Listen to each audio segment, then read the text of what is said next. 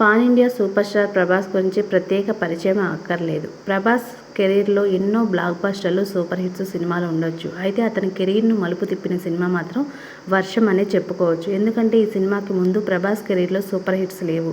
ఈశ్వర్, రాఘవేంద్ర సినిమాలు ప్రభాస్కు మంచి పేరు తీసుకువచ్చినా కమర్షియల్గా మాత్రం వర్కౌట్ కాలేదు. అలాంటి ప్రభాస్కి వర్షం రూపంలో మొదటి సూపర్ డూపర్ హిట్ సినిమా పడింది. దివంగత దర్శకుడు శోభన్ ప్రభాస్ కన్నా ముందు మరొక హీరోతో వర్షం మూవీ తెరకెక్కించాలని భావించారట. ఆ హీరో మరెవరో కాదు, మన టాలీవుడ్ సూపర్ స్టార్ మహేష్ బాబు.